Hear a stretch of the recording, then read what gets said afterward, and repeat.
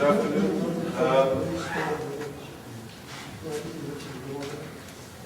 Good afternoon. It's an honor and really a pleasure to be able to introduce to you Kenneth Levin. Professor Levin earned his undergraduate degree in mathematics from the University of Pennsylvania, and then did a BA as well as a master's in English language and literature from Oxford University, which is at Warren College, and an MD degree from the University of Pennsylvania and a PhD in history from Princeton. He is a clinical instructor in psychiatry at the Harvard Medical School and has taught at various psychoanalytic training institutes in Boston and maintains a private practice in psychiatry. His previous books include Freud's Early Psychology and Neurosis, Historical Perspective and Unconscious Fantasies in Psychotherapy. Dr. Levin has written extensively on Israel and the Arab-Israeli conflict. His articles have been published in the New Republic, the Boston Globe, the Washington Times, the Jerusalem Post, and in many other places. He's most well known for his important book several years ago called The Oslo Syndrome, Delusions of a People Under Siege. And I think this really catapulted his important work into areas of the Israeli-Arab conflict, the Israeli-Palestinian conflict, and Jewish responses to conflict, and certainly touches on profoundly, I think, on aspects of anti-Semitism. So it's really an honor to have you here to speak to our seminar series.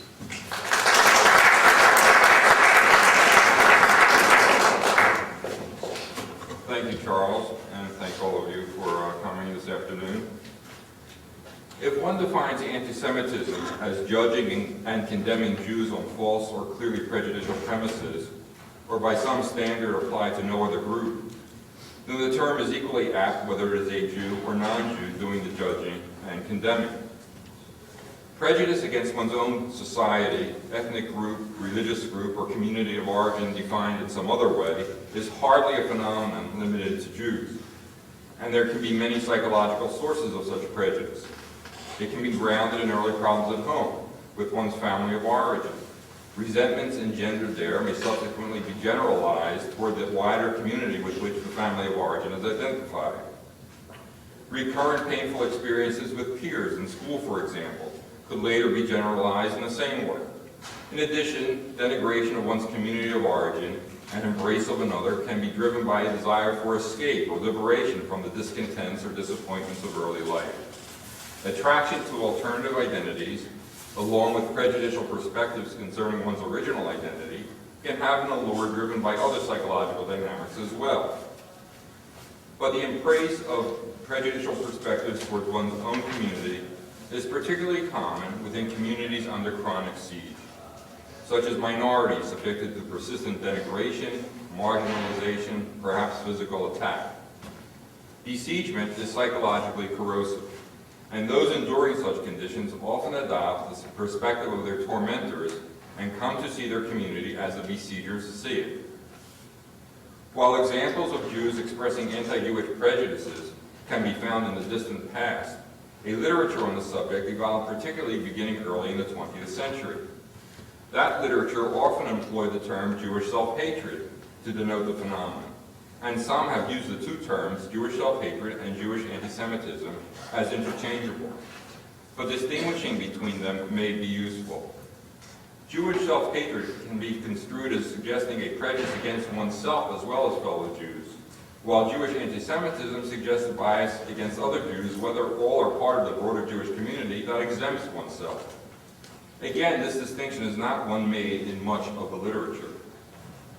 Max Nordau, the Austrian Jewish writer and early Zionist, observed in 1896, quote, "It is the greatest triumph of anti-Semitism that it has brought Jews to view themselves with anti-Semitic eyes," unquote. And he seems to be referring to Jews seeing their own selves as well as other Jews through such eyes. But the concept and term self-hatred captures a profound truth on the level of Jews' sense of themselves as individuals in the face of chronic denigration. For example, the Jewish child subjected to constant anti-Jewish taunts, even physical attacks, and social exclusion in the schoolyard will very often respond by questioning what is wrong with him and how he can change to an acceptance. if his parents and community failed to convey a strong counter-message, not just of the unfairness and bigotry of his tormentors, but more importantly, of positive significance to Jewish identity, of that identity entailing something of genuine value worth preserving and cultivating, then the child's response of self-denigration becomes virtually inevitable and will likely be carried into adulthood, with the child as an adult feeling himself tainted and flawed by virtue of his being Jewish. On the other hand, self-hatred seems less apt when, for example, a Jew or Jewish apostate is vehemently attacking other Jews in anti-Semitic terms and is clearly exempting himself from the attack, as, for example, in Karl Marx's anti-Jewish diatribes. Similarly, self-hatred hardly seems to apply when a Jew is invoking anti-Semitic characterizations of Jews across some social or religious or political divide, Jews he obviously sees as different from himself. Among examples, all well established by the latter part of the 19th century, are some German Jews perceiving Eastern European Jews as fitting anti-Semitic caricatures, or secular or reformist Jews regarding traditionally religious Jews in this way, or socialist Jews viewing the Jewish middle class, quote, through anti-Semitic eyes, unquote. Otto Weininger, whose denigration of Jews in his 1903 text Sex and Character is widely viewed as a paradigm of Jewish anti-Semitism, actually offers an analysis of the relationship between Jewish self-hatred and Jews directing their hatred exclusively at other Jews. Weininger suggests that the latter represents projection of the former. Quote, the bitterest anti-Semites are to be found among the Jews themselves, but only the commoner natures are actively anti-Semitic and pass sentence on others without having once sat in judgment on themselves in these matters, and very few exercise their anti-Semitism first on themselves. This one thing, however, remains nonetheless certain. Whoever detests the Jewish disposition detests it first of all in himself. That he should persecute it in others is merely his endeavor to separate himself in this way from Jewishness. He strives to shake it off and to localize it in his fellow creatures, and so for a moment to dream himself free of it, unquote. But, Weininger suggests, he himself is too self-aware and too honest to entertain such a dream. He seems in his own thinking to set himself apart from other Jews, those he sees as his fellow inferior beings, at least in this brutal honesty. Weininger is not alone in attributing to projection the phenomenon of Jews hating other Jews while exempting themselves from their hatred. But this psychodynamic, while no doubt operative in many instances, is likely of less relevance in others. For example, in situations where an individual has been reared with no sense of connection to other Jews and genuinely feels no relation to them. He then may not feel in himself any of the negative characteristics that he, under the influence of the surrounding society's biases, perceives in other Jews. In any case, the question of projection touches on the issue of self-perception, how one views oneself under circumstances of belonging to a besieged group and embracing indictments directed against the group. Of greater interest regarding the psychological ramifications of being a member of a community subjected to chronic attack is a broader question of how one seeks via psychological responses and behavior linked to those responses to ease one's predicament vis-a-vis the besiegers. As suggested earlier, those enduring such conditions often adopt the perspectives of their tormentors and come to see their community as the besiegers see it. The psychological motivation behind their doing so largely entails their quest for relief of their predicament. But their adopting the perspective of their tormentors and seeking relief can take various forms. They may urge the community at large to reform in a manner consistent with the haters' indictments, hoping that such reform will end the hatred. Or again, they may choose to see particular segments of the community as fitting the besiegers' denigrating characterizations, segments separate from themselves.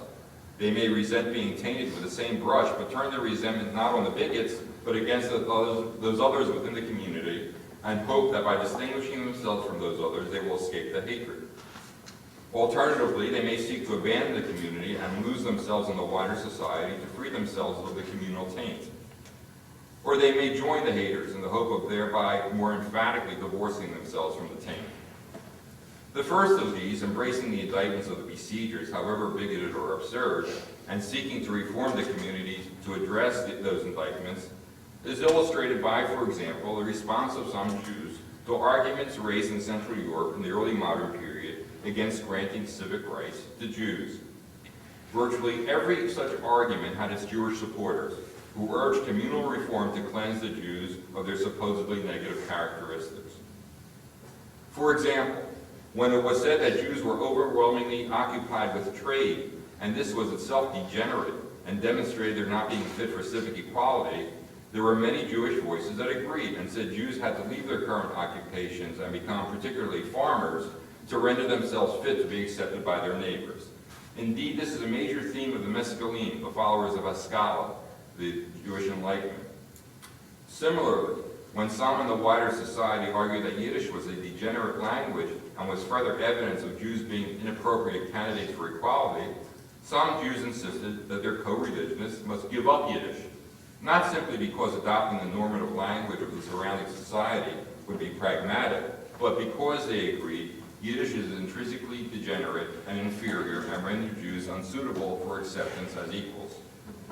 Moses Mendelssohn, clearly someone devoted to the Jewish community and to easing the plight of Jews in the face of the tribulations imposed on them, nevertheless stated in this context that Yiddish is, quote, a language of stammerers, corrupt and deformed, repulsive to those who are able to speak in a correct and orderly manner, unquote. And another quote, I am afraid that this jargon has contributed more than a little to the immorality of the common man. This embrace of bigoted anti-Jewish assessments of Jewish engagement in trade or Jewish use of Yiddish can certainly be seen as fitting the definition of Jewish antisemitism, although it may seem something less than the most egregious examples of that phenomenon.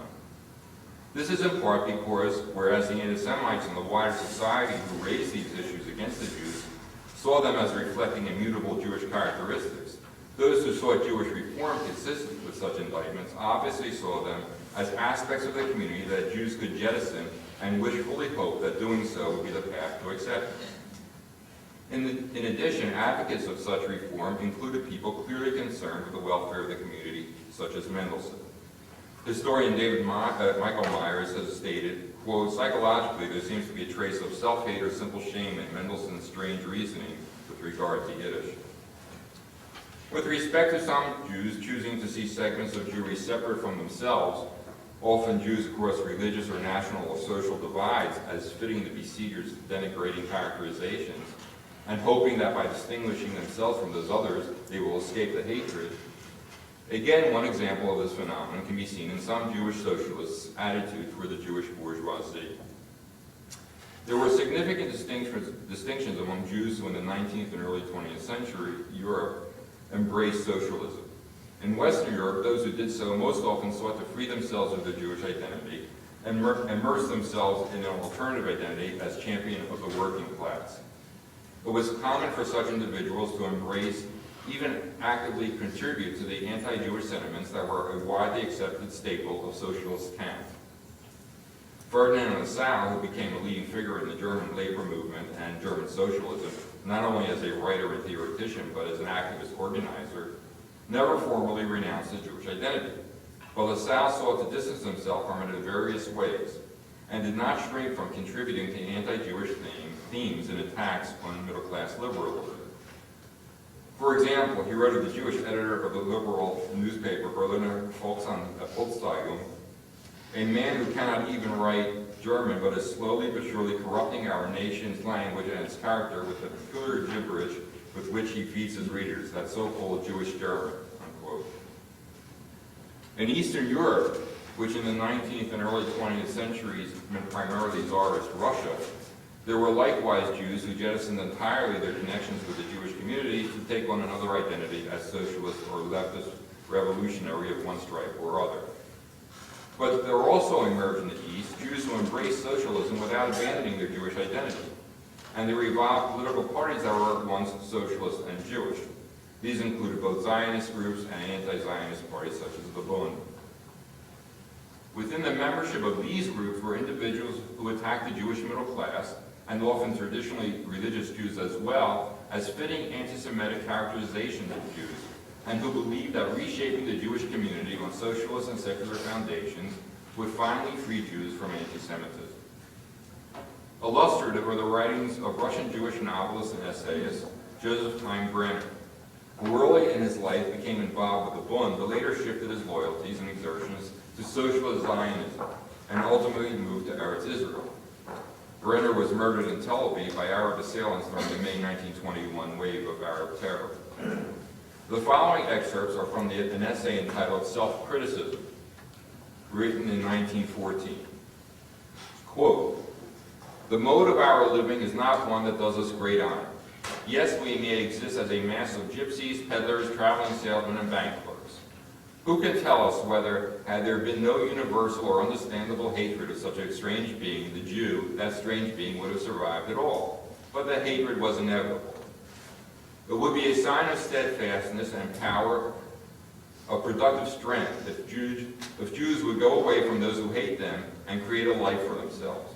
If there is no great such movement today, if only a handful of young men can be found among 12 million to give their sweat with which to rinse off the horrible plague of huckstery that has infected us, and their calloused hands to roll our historic shame off our backs, then this is a sign, the sign of Cain, that the hucksters cleave to their huckstering because they lack the strength for anything better.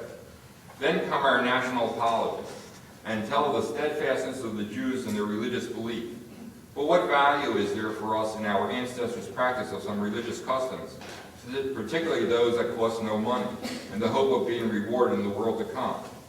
Those hundreds of generations lived not on sanctification of the name, but on various schemes aimed at fulfilling for their own benefit the commercial functions demanded of them by the general populace. They lived to safeguard their money and increase the interest rates, and also to guard themselves against baptism. But concessions in religious matters to the demands of the external environment were never lacking. We never had workers, never a real proletariat. Our urge to life whispers hopefully in our ear, workers' settlements, workers' settlements, workers' settlements. This is our revolution, the only one. And that's again from the 1914 essay by Brenner. Finally, there are those Jews who choose to divorce themselves from the Jewish community generally, and who embrace the wider society's anti-Semitic disparagement of Jews as a way of more explicitly establishing their separateness. Some will convert to another faith or hide their Jewish origins, while others will not formally break with their Jewish past, but simply choose to have no formal community connections. Obviously, examples of this are myriad. Karl Marx is one example discussed prominently in the early literature on the subject of Jewish anti-Semitism. Marx took up the theme of Jewish engagement in trade being a reflection of Jews' unfitness for equal civic rights, and expanded on the notion that Jews are not simply coarsened by their involvement in trade, but rather that the Jews and their religion are immutably materialistic and degenerate, and this drives them to pursue commercial endeavors. Marx underwent conversion to Christianity in his native Trier at age 6 in 1824.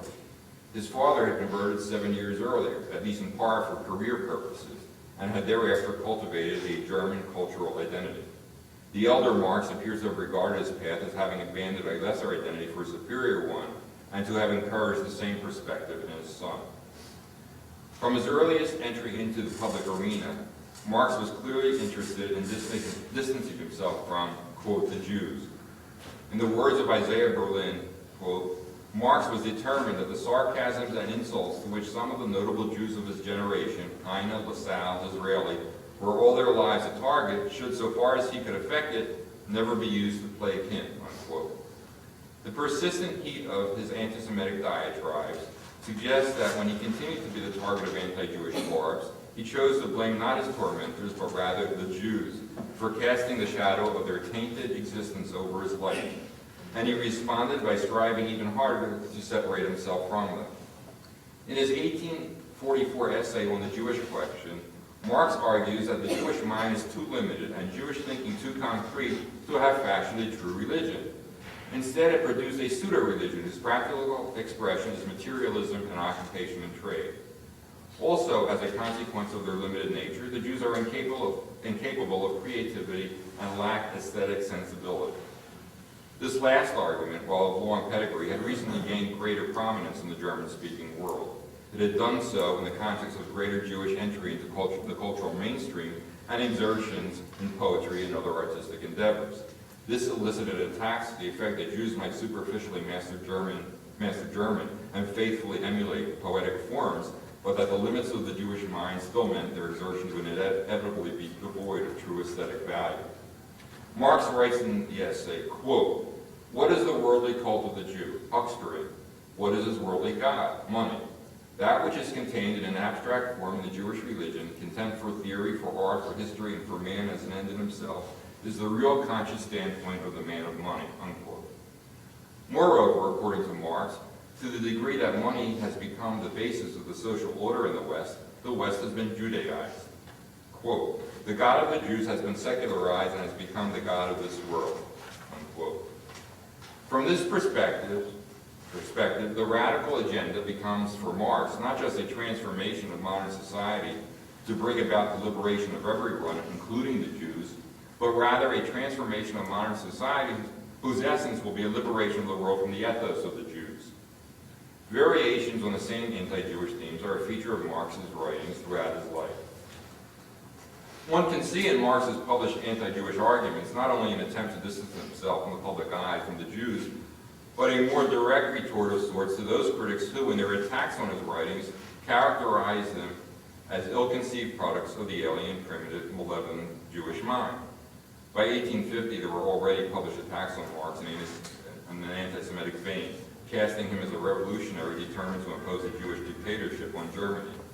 Such attacks continued throughout his life.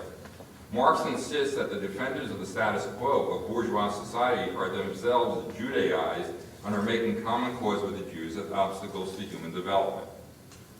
This attack of Jews or Jewish converts responding to anti-Semitic invective against them by insisting that their critics are themselves behaving like Jews is a recurrent one during the period. For example, Heinrich Heine, another convert, was subjected to arguments from critics that his poetry was inexorably marred by the aesthetic limitations and lack of artistry of the Jewish mind. Again, that theme. Heine retorted that his critics, by engaging in excited, fantastical arguments against him, were themselves emulating the primitive Jewish ways of Talmudic disputation instead of more measured and reasoned critical discourse. But however much Marx's Gentile critics were a target of his arguments, though those arguments remain, of course, crude assaults on the Jews, assaults that regurgitate and amplify the popular canards of contemporary Jew-baiters. And Marx's ultimate aim in employing them was to gain credibility by demonstrating his separateness from the Jews. A different example of a Jew embracing anti-Jewish perspectives to distinguish himself from the Jews is the American political theorist and commentator Walter Lippmann. Scion of a wealthy German Jewish family and for many decades one of the nation's leading political writers. Lippmann sought to distance himself from his origins and from other Jews, and repeatedly in his writing embraced popular anti-Jewish indictments and blamed Jews for the hatred directed against them. Quote, "The guilt is not one-sided as most Jews would like to believe," he asserted in a letter to a friend in which Lippmann defended anti-Jewish statements he had published. Ronald Steele, in his acclaimed biography of Lippmann, notes, quote, "The faults Lippmann saw, bad economic habits, ostentation, stress, gaudy manners, were those of any nouveau riche, just as the celebrated Jewish clannishness was that of any oppressed group. Instead of demonstrating the irrational basis of anti-Semitism, how the Jews, like other minority groups, were used as scapegoats, Lippmann accepted its premises by blaming the Jews," unquote. Of a later assault on the Jews in a similar vein published by Lippmann in 1922, Steele observes, quote, "The crudeness, even the cruelty of Lippmann's attack on his fellow Jews was in dramatic contrast to the sensitivity he had shown to other minority groups and to individuals suffering discrimination or poverty. It was inconceivable that he would have written anything comparable about, for example, the Irish, the Italians, or the blacks, all of whom had their parvenus." Lippmann supported immigration quotas in the 1920s, quotas that fell particularly heavily on Eastern European Jews, and also supported limitations on the admission of Jews to his alma mater, Harvard. In a letter to Harvard regarding the latter, he wrote, quote, "Jews handle on unconsciously and uncritically from one generation to another many distressing personal and social habits, which were selected by bitter history and intensified by Pharisaic theology," unquote. In fact, Lippmann knew little of the Jewish community, or of either Jewish history or theology. And as an intellectual embracing contemporary anti-Jewish biases, he had no great interest in the people, their history, or their theology. His interest was in cultivating an identity as a cosmopolitan internationalist, aloof from anything that might be construed and censored in the vein of popular anti-Semitic indictment as Jewish parochialism. Levin's discomfort with his Jewish identity and hostility toward other Jews continued through the Nazi era. During this period, he was perhaps the most influential news columnist in America. In 1933, he defended Hitler and the Germans and insinuated that the Jews were responsible for their ill treatment. In November 1938, after a 5-year silence on the issue of Germany and the Jews, he wrote 2 columns touching on refugees. Without explicitly mentioning Jews or anti-Semitism, he characterized the problem as simply Europe's, quote, overpopulation, and it's having, quote, too many shopkeepers, professional men, artists, and intellectuals, unquote. He opposed liberalizing America's quota system and suggested the excess population could perhaps be relocated to Africa. Levin's influence translated into his views being invariably espoused by others, including others in the media. Time magazine, in December 1938, describing Levin as the nation's, quote, most statesmanly Jewish pundit, unquote, approvingly cited his stance on immigration. Through the course of the war, Levin was silent on the plight of Europe's Jews. The phenomenon of some members of diaspora Jewish communities, in the face of the enmity directed against them by the broader surrounding societies, embracing the perspectives of the tormentors, has been recapitulated in the response of some Jews, both in diaspora and in first Mandate Palestine and then Israel, to chronic Arab besiegement. Such adoption of the perspective of Israel's enemies has taken the same various forms noted earlier in the context of Jewish responses to anti-Semitism in the diaspora. An obvious question is, when does indictment of Israel rise to the level of anti-Semitism, whether the indictment comes from Jews or non-Jews? One can adapt the definition of anti-Semitism offered earlier, or a variation of the same thing. Look to the 3 criteria set out several years ago by Natan Sharansky for when criticism of Israel becomes anti-Jewish bias. When it entails demonization of Israel, that is, condemnations based on accusations that grossly distort reality. When it damns Israel by a standard not applied to any other nation, or when it seeks to delegitimize the Jewish state. Some Jews, both in Israel and the diaspora, have responded to the Arab siege by attacking the right of Jews to pursue a state, characterizing it as illegitimate for Jews that quest for national liberation and self-determination routinely accorded other peoples through the 20th century. This attack on the Jewish state has roots both in the pre-state diaspora and in the issue of the Jewish community in Mandate Palestine. Among the arguments raised in Central Europe in the late 18th and 19th centuries against granting civic rights to Jews was that the Jews were a separate alien nation.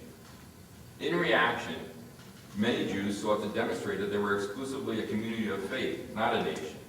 German Jewish reformist movements in the early 19th century even sought to change the liturgy to delete references to longing for Eretz Israel and Jerusalem in order to erase any suggestions of national and not purely religious Jewish identity and aspirations. Elements of the German Jewish community in the Shuv embraced these same predilections and defined the proper Zionist project as the building of a Jewish cultural center, not a state in Eretz Israel. With that mindset, they responded to Arab attacks during the Mandate in a manner similar to how so many of them have reacted to anti-Jewish indictments in Europe.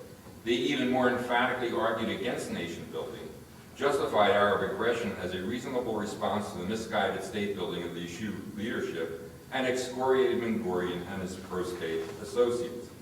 In doing so, they rarely acknowledged they were seeking to placate the Jews' attackers, but rather wrapped their stance in moral self-righteousness.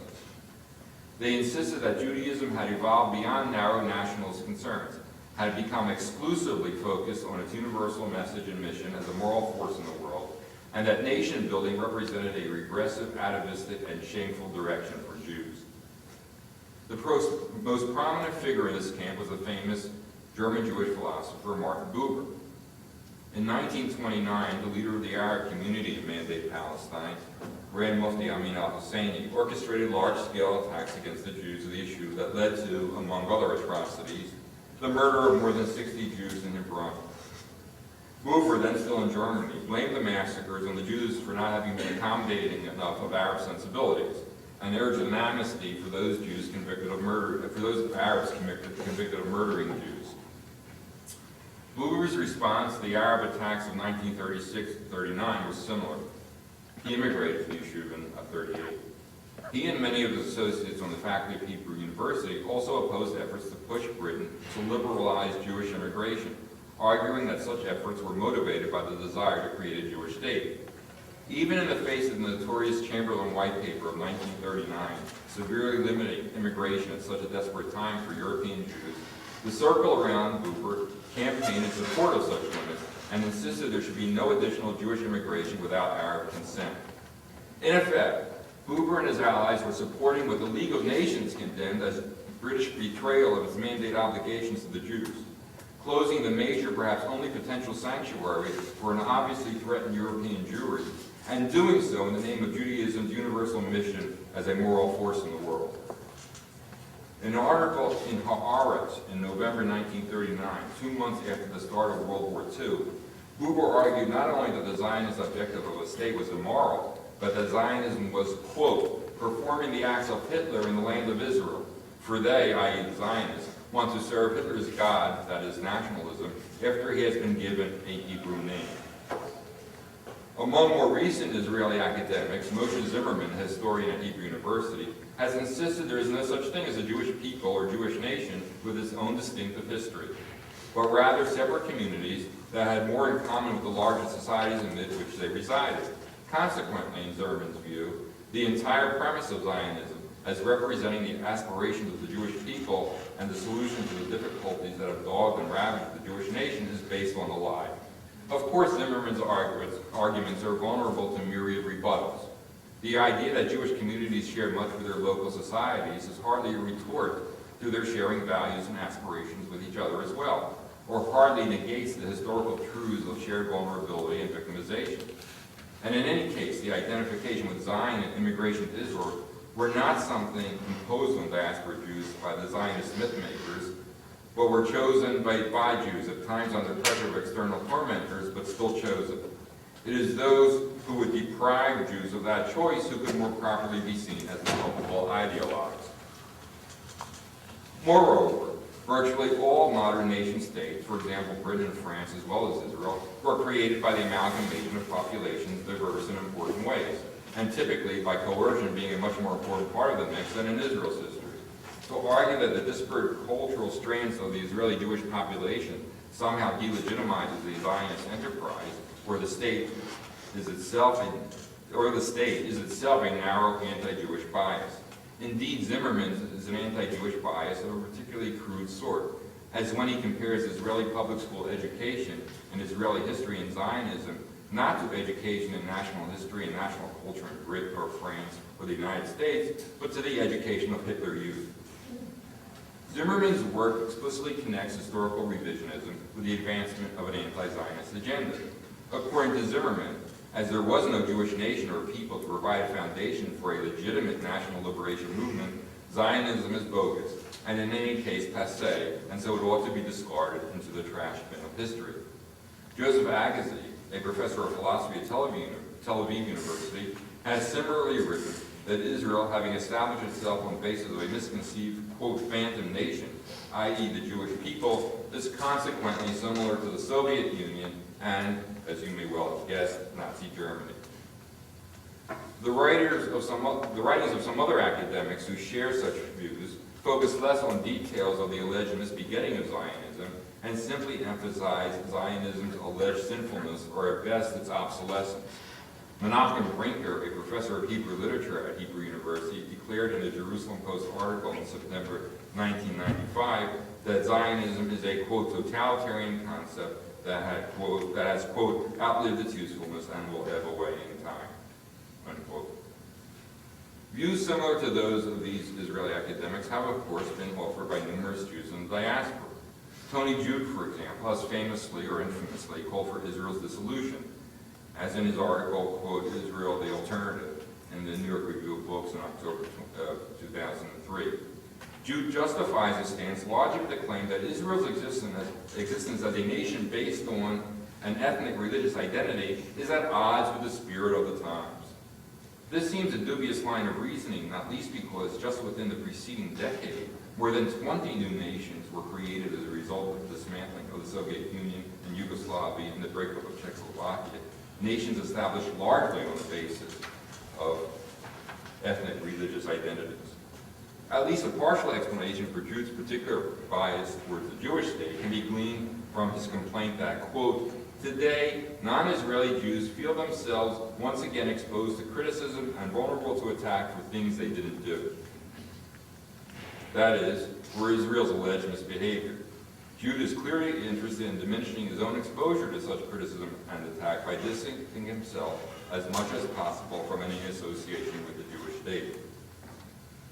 Myriad illustrations of diaspora Jews damning Israel with false allegations, invoking Nazi analogies, and calling for dismantling of the state are offered by Alvin Rosenfeld in his much maligned monograph, Progressive Jewish Thought and the New Antisemitism, published in 2006 by the American Jewish Committee.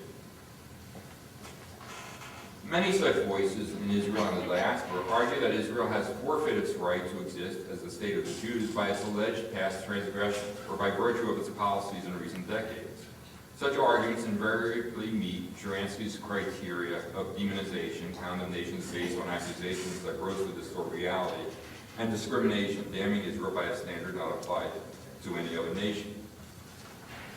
Among aspects of the state that some in Israel characterize as untenable, against the spirit of modernity or democracy or international values, and that must be jettisoned as part of a program to de-Zionize or de-Judaize the state, are Jewish symbols of the state, such as the flag and national anthem, Hatikvah, and most notably the law of return.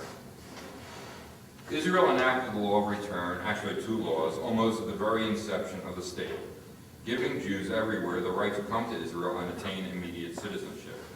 Among anti-Zionist and post-Zionist groups, the criticism has been particularly that the law of return is racist and undemocratic, and this theme was advanced with growing intensity during the early 1990s. For example, an article by Brian Kislevin in Haaretz in July 1990 called the law of return, quote, reminiscent of the Nuremberg laws. Another by Danny Rubenstein in Haaretz of July 91 declared the kind of discrimination that, quote, was the basis for the apartheid regime in South Africa, unquote. Recently, Rubenstein at a UN anti-Israel conference held at the European Parliament in Brussels more broadly characterized Israel as an apartheid state. Historian Tom Segev in Haaretz in October of 95 maintained that the law of return, quote, contradicts the essence of democracy, unquote. Novelist David Grossman in Yedot Akronot in September of 93 insisted the law of return is an obstacle to, quote, full equality, unquote, for Israeli Arabs. Yael Tamir, then on the philosophy faculty of Tel Aviv University and currently Israel's Minister of Education, argued in a 1993 book that the law of return constitutes, quote, a violation of the right of national minorities to equal treatment, unquote. Now, those Jews who embrace views that entail delegitimization of the Zionist enterprise or the Jewish state, whether as conceptually intolerable or as having become bankrupt because of its execution, or a variation on the same theme, who call for dismantling of the Jewish accoutrements of the state as racist or a violation of democratic principles, are most often associated with the political left. Consequently, disagreements between those who hold such views and those who oppose them are commonly cast as a battle between the political left and the political right, both in Israel and the diaspora. But there are many voices on the political left, for example in Israel, who are critical of various Israeli policies, but who at the same time speak out vehemently against demonization of the state or damning of the state on grounds not applied to other nations, or delegitimization of the state. Attacks on the state that sink to the level of anti-Jewish bias.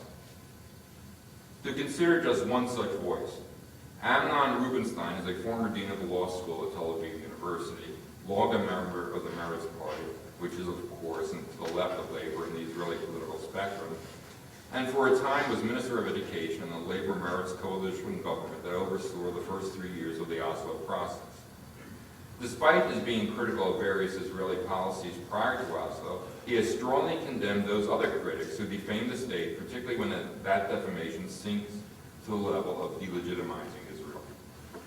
Rubenstein is critical of the anti-Zionist and post-Zionist academics, pointing out the intellectual dishonesty that is characteristic of their arguments, especially those in the vein of misrepresenting Israel's early history and invoking the nation's alleged misdeeds during the War of Independence or the early post-war years to challenge the state's legitimacy.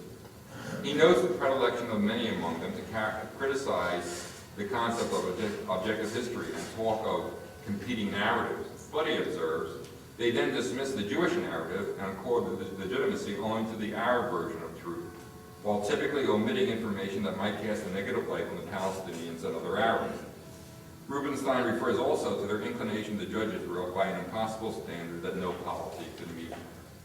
Speaking more broadly of fellow left-leaning Israelis, Rubenstein has stated that they have had difficulty coping with the animosity directed against them as Israelis and Jews, confronted as they are not only with Arab hostility, but also the bigoted animosity to which they are subjected in the United Nations, in Europe, and elsewhere. He has suggested that this has driven them to close their eyes to the truth of Arab hatred and intransigence, and to embrace as reality fantasies of a benign Levant that does not exist.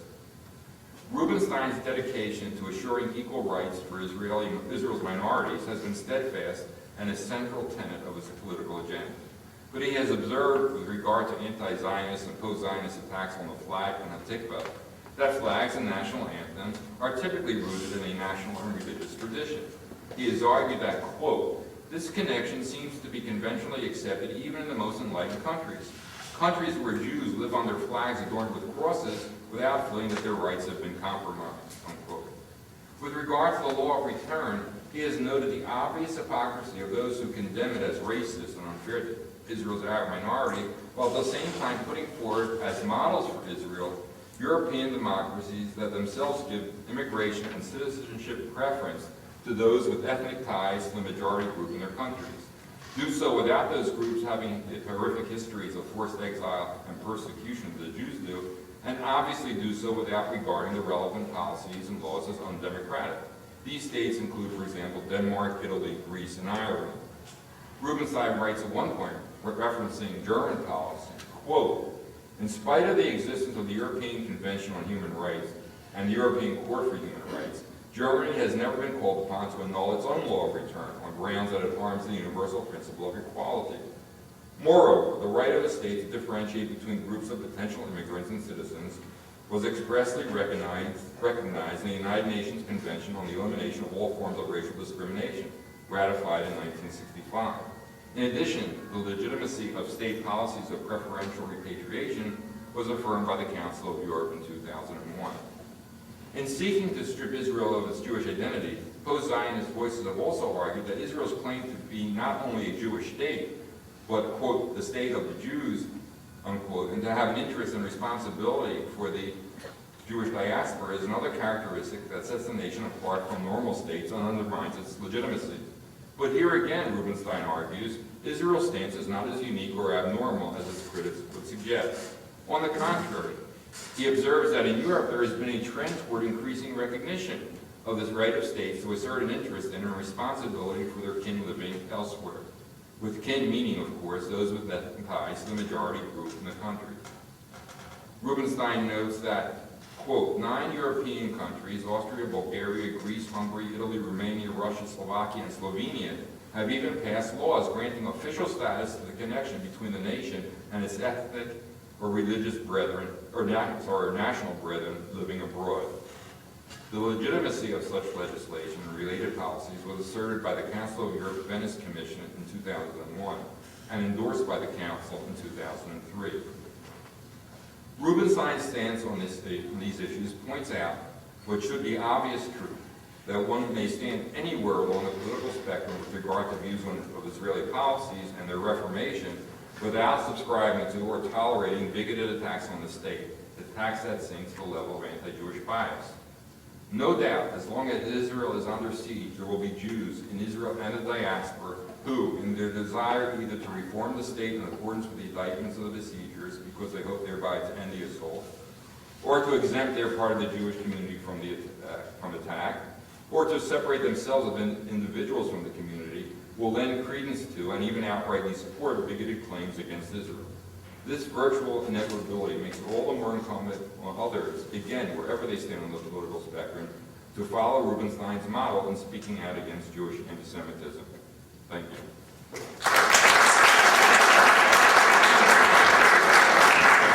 Thank you very much. So Professor Levin has agreed to take questions. And take the prerogative of starting off the question session. So I enjoyed your paper very much. It was thought-provoking at some levels for me. Having been a scholar in Israel, I was at Ben Gurion University in the late 90s and early 2000s.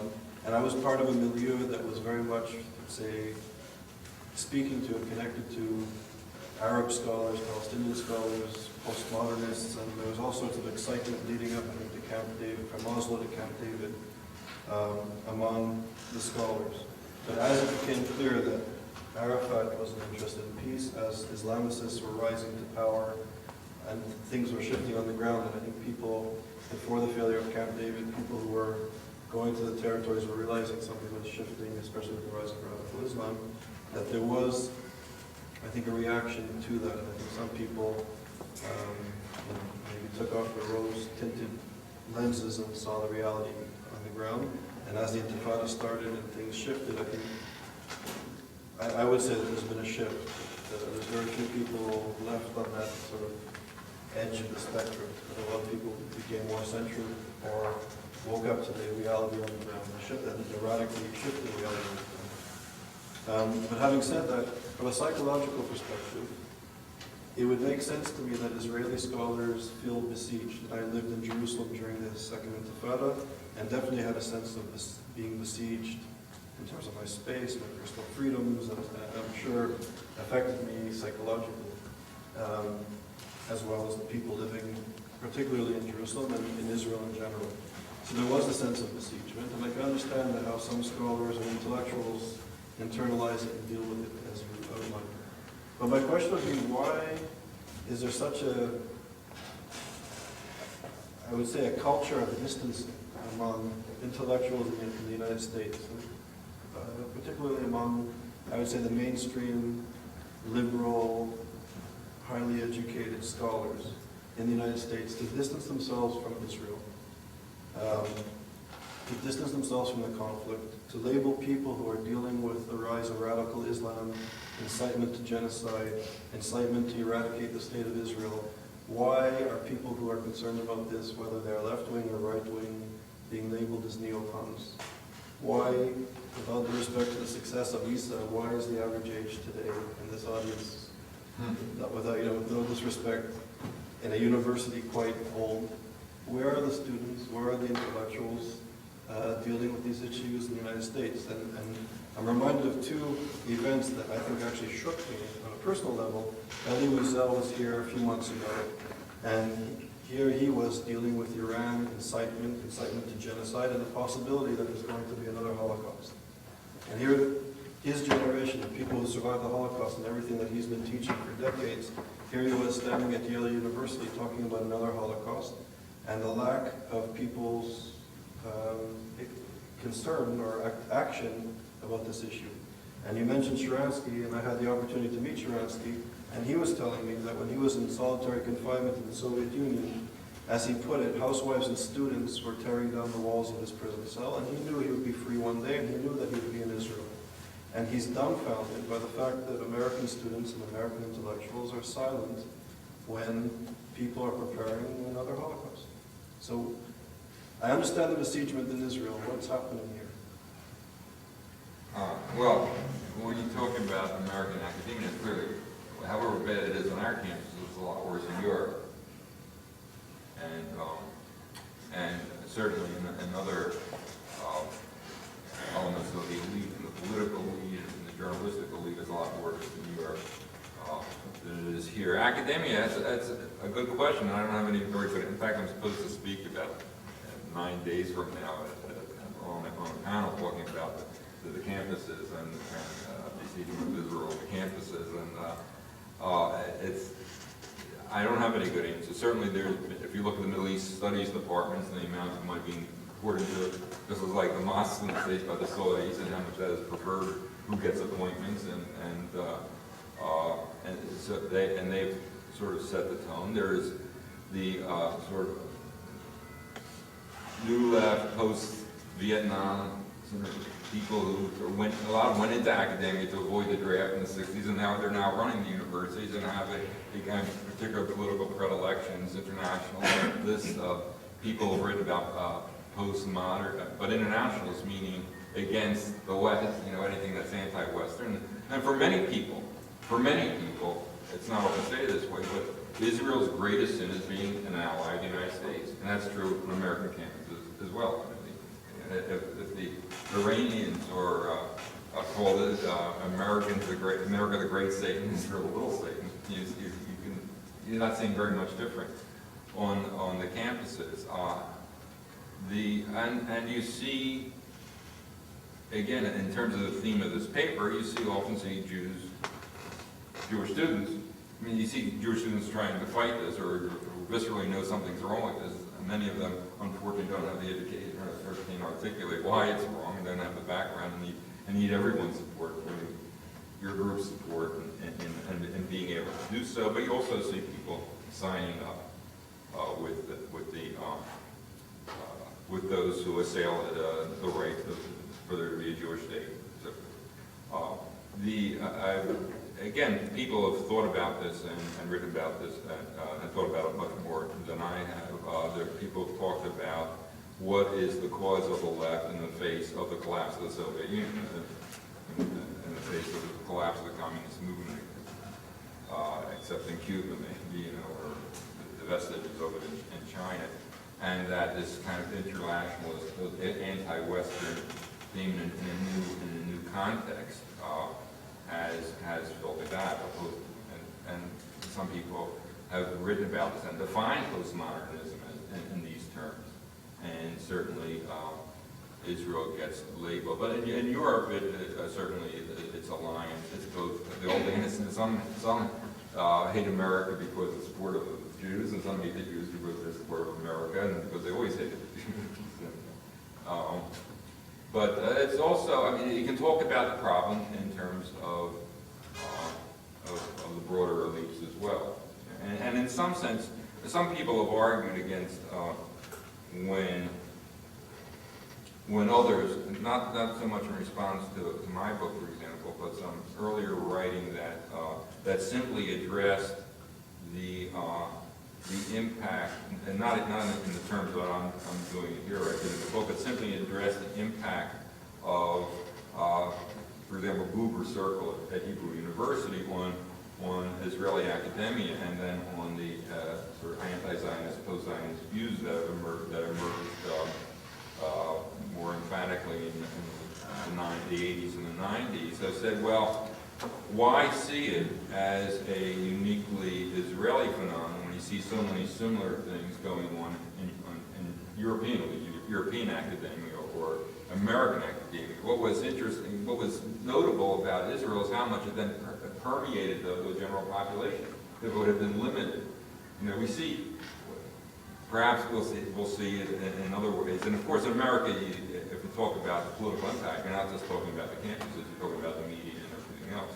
But the campuses have not had the impact, the academics have not had the impact that they have in terms of conveying, winning over the people to their messages as they did in Israel. And I think that broader willingness to close their eyes to what they were being subjected to the real predicament, and embrace this delusional comprehension of the predicament is what the very situation of besiegement is what drove them to listen, to buy into the academic line. Any questions? As I was driving here today, I was listening to WNPR, and there was a piece on it, not about Jews. Last week there was a notice, or there was an item in the news at Avon Old Farm School, where a black student had anti-black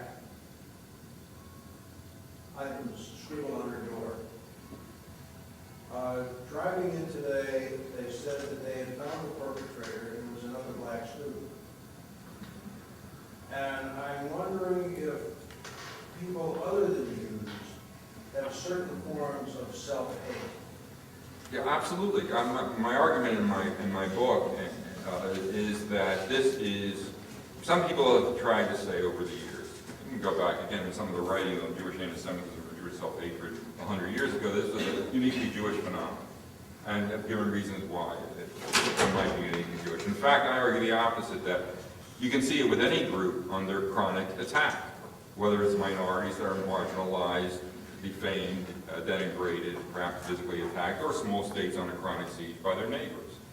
And if you talk about blacks, it's interesting. You could read de Tocqueville, writing in 1835 about blacks he came across that were not slaves, but how they sort of bought into the white concept of black inferiority in America. And there is an interesting, we were just talking about elites within societies. Thurgood Marshall, of course, the first African-American Supreme Court justice, wrote a concurring opinion to a Supreme Court case in 1977, in which he starts off his opinion by saying that it is well known among social scientists that the elites of minorities commonly embrace the wider society's bias against their own minority. And the case he was talking about did not involve either Jews or African Americans. I mean, it's clear talking, he saw this true of African Americans. This case actually involved Mexican Americans. But that's an interesting statement, right? It addresses what you're saying. So just to add, I think Du Bois in 1899 wrote about this notion of double consciousness, which is fascinating in terms of self-hatred and perceiving yourself in society. I would like to suggest maybe in addition to what you just said. I think the need when one moves from his own society, try to be accepted into another society or another circle, might generate that tension that you described in order to fulfill the need to be accepted. Then you have maybe to deny your source. And I'm saying it because you primarily see it among European Jews, and you don't see it among North African Jews or Asian Jews that were in societies that very much didn't accept them. So there was no way out. Well, you touch on an important point in several respects. One could argue, in terms of why if you see it most, or often see it most among the elites groups, what Thurgood Marshall was referring to, that it's the elites who aspire to a different place with broader society. Most of the minority may be comfortable cocoons within their own community. It's those who aspire, either because they have the aspiration to begin with, and so they're going to look at themselves differently because they want to be accepted, or those who, yes, their position in life, their family's position, their talents, whatever, pushes them towards interaction with the wider society, and then they come across the bias, and so they respond to that in the way you're saying. So that you could look at that as part of the explanation for why it's particularly elites, or more so elites. But there is the other issue of communities are not defenseless against, not entirely defenseless against the psychological corrosiveness of besiegement. But defense requires strong communal institutions that have some moral suasion in the community that convey a different message. A message of the individual's integrity, the community's integrity, that they are being abused, that there's the lie and the assault, the lie and the bias.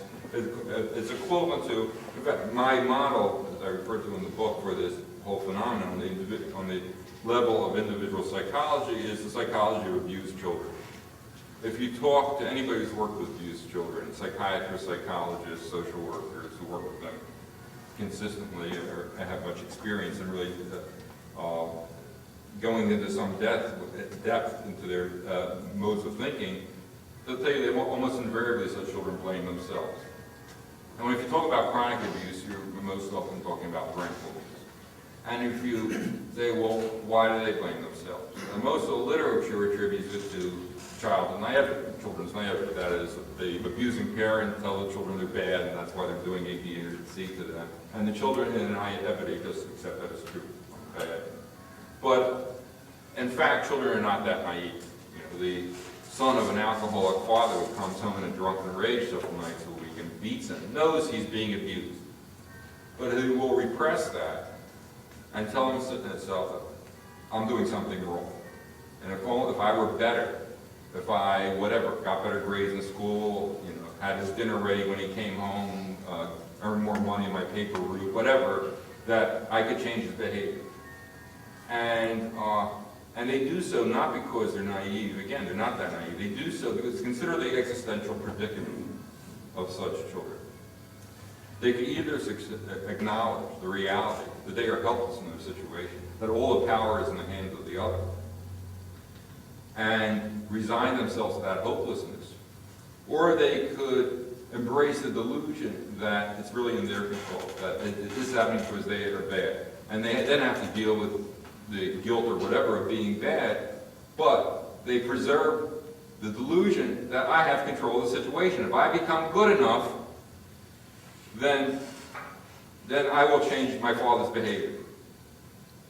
Now, in that situation, and again, this is pervasive among abused children, there is a possibility of a defense against that psychological corrosiveness of predicament, and that is if there's some other adult in the child's life who may not be able to move him out of the situation, but say a grandparent or an uncle or an aunt who gives him a different message, who says, no, your parents are treating you badly, and there's nothing wrong with you, and that someday you'll be able to get out of this situation and go on and have a decent life because you're a decent child and there's nothing wrong with you. And that could help at least, it may not be able to protect him physically or whatever, but at least could help protect him psychologically from his predicament. Now, communal institutions could do the same thing. If they're strong enough, and if they have enough moral suasion in the community, they can convey a different message. And part of what happened in Europe, when we're talking about modernity, is that the evolution of the modern nation state in the last several hundred years also entailed the destruction of strong Jewish communal institutions for various reasons, but they were destroyed. Part of the reasons why Jews in Eastern Europe still thought of themselves in national terms and were comfortable with that. Even so that you had, for example, Jewish socialist parties formed and Jewish nationalism alive when it was one in Eastern Europe. In Western Europe, was because those institutions existed for longer and even maintained a vestigial existence far after they disappeared in the West. Now, I think if you go into the North African Sephardic communities and even Middle Eastern, but particularly in North Africa, you had strong Jewish communal institutions that helped in just the way you're suggesting, that helped them retain their sense of integrity, of viability, of worth, of value, despite the hostility of the surrounding society. So that's... I would say it's even was the reaction and means action and reaction.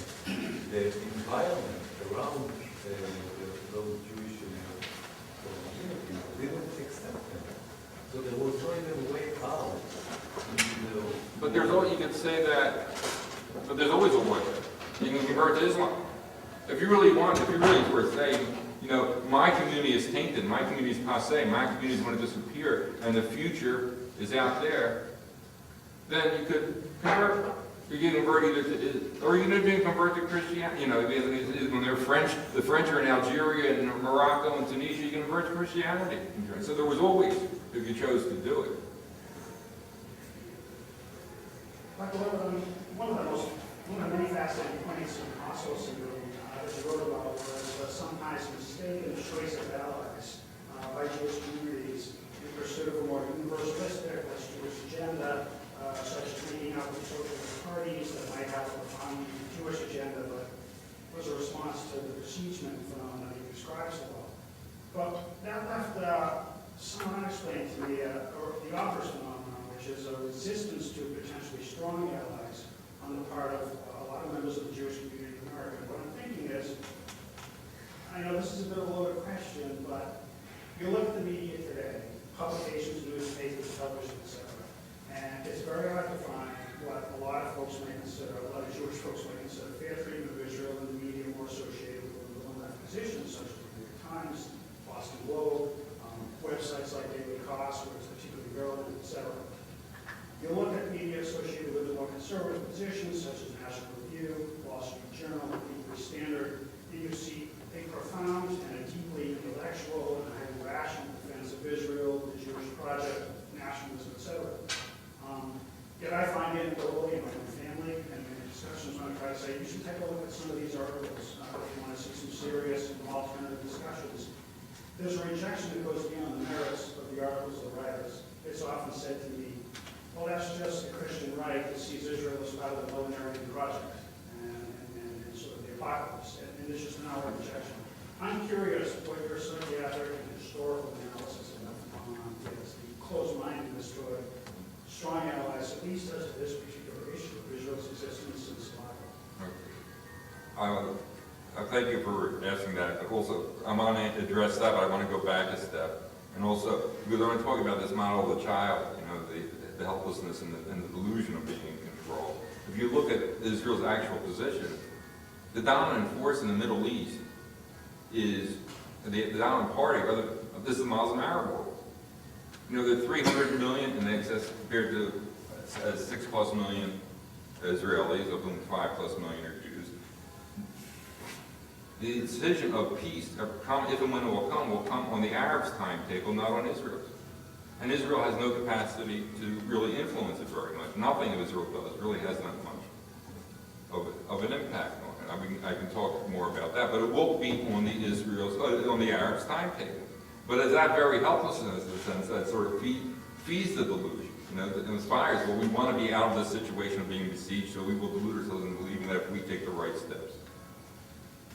Israel, at its best, could defend the state, hopefully prevents it from being attacked, and if it doesn't do that, at least prevails when the state is attacked.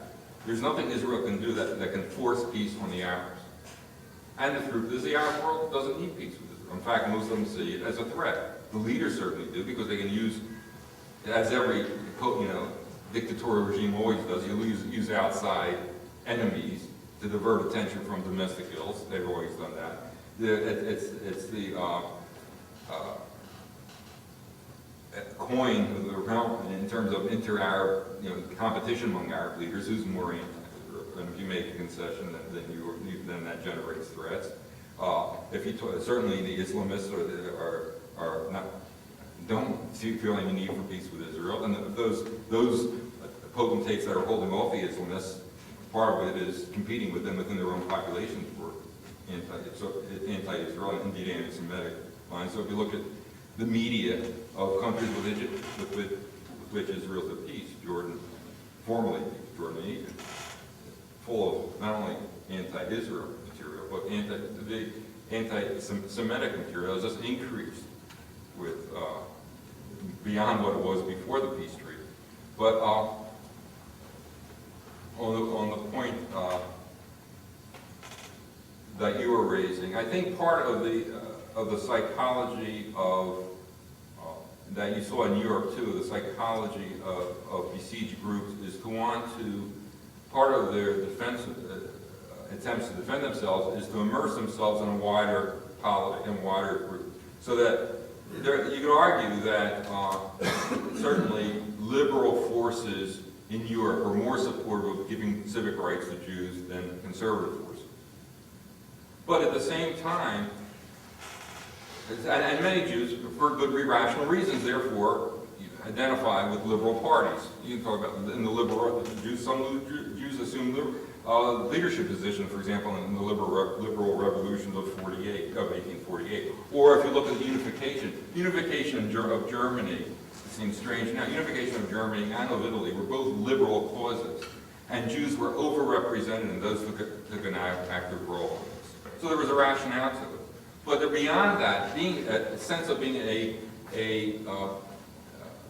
vulnerable minority, they confounded, they were inclined to confound what were alliances that may or may not withstand the test of time because other alliances form and break up and so forth. They were invested in this notion of universal, that preternatural, transcendent significance. These alliances are forever.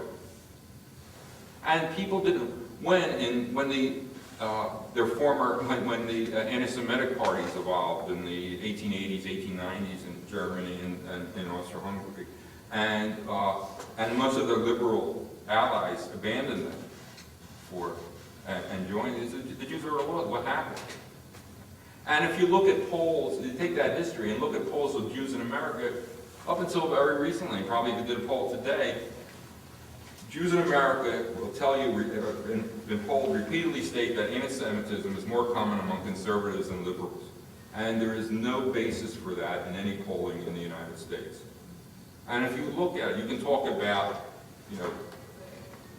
church anti-Semitism and the right, over the years, but you look at populist anti-Semitism on the left, which has as much to do with, the hostile response to the Jewish immigration earlier early in the 20th century, and to the quota systems that were imposed mainly against Jews, and to what was going on in the 30s. As much of it was leftist populist anti-Semitism. And to the right, there's never been any indication that anti-Semitism is more common among, quote, liberal people on the left than on the right. But that is a common assumption.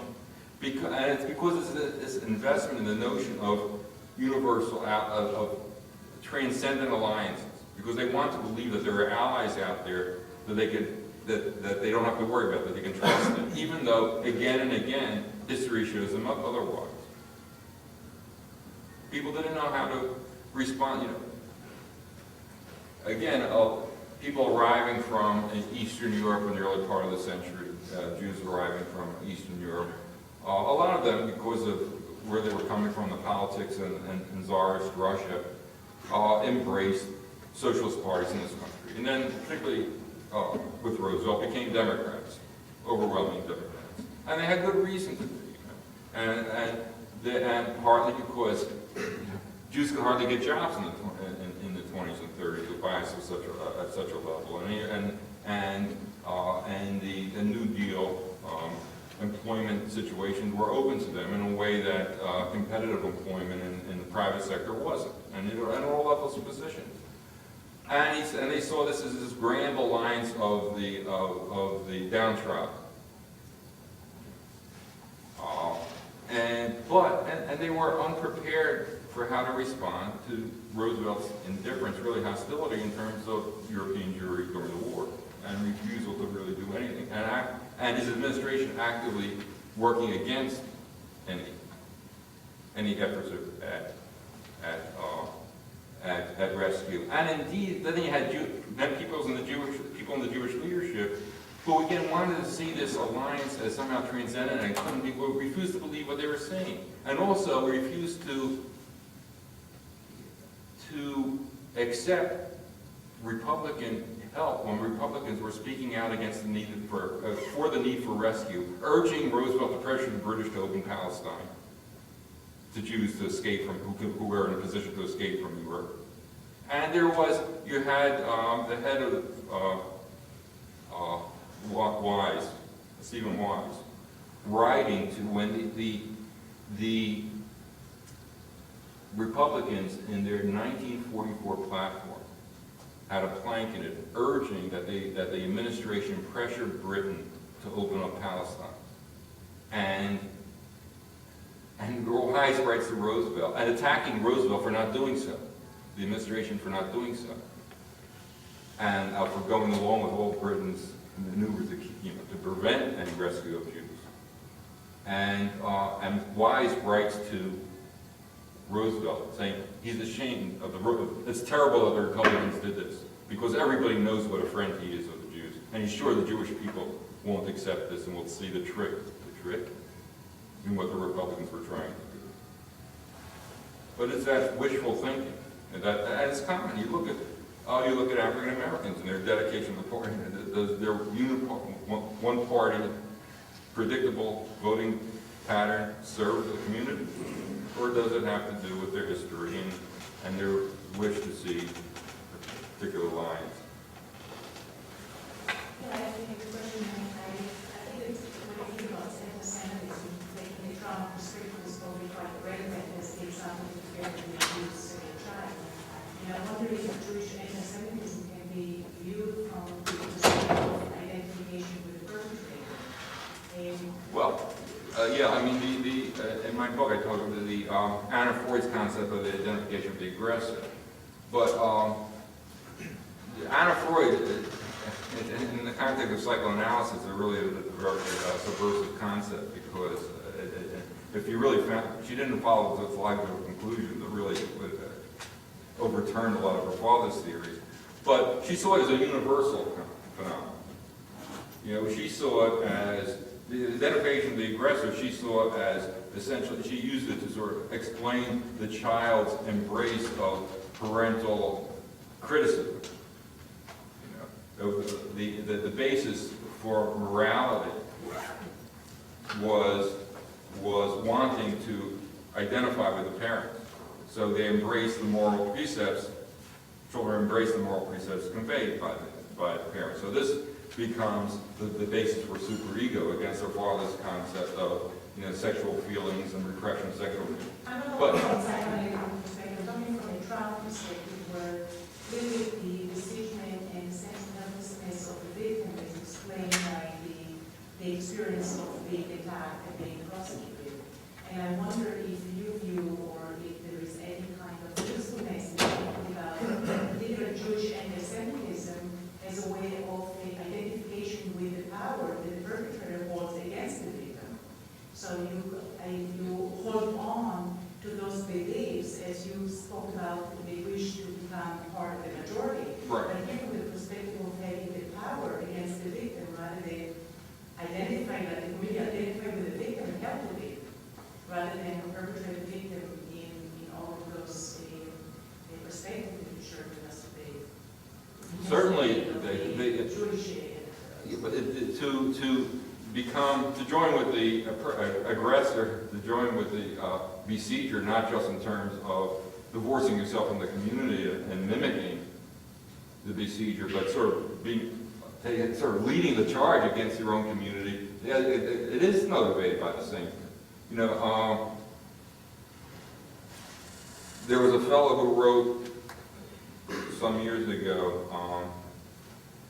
He's on the faculty of Brandeis, and he was saying, and this goes back to, I have a reference to in my book, late 70s or something, saying that the left in the United States is not aggressive enough in attacking Israel, and that the reason why is they feel compelled to hold back from it because of the way they may be viewed if they aggressively attack the Jewish state. And so it's up to Jews to assure them it's okay and to lead the way in the leftist attack on Israel. I think that's what you're suggesting, where they not only sort of mimic to ingratiate themselves, but actually become leaders.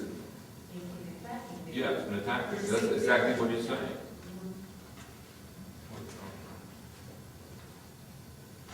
Any other questions? Okay, so I think we'll leave it here. Thank you very much.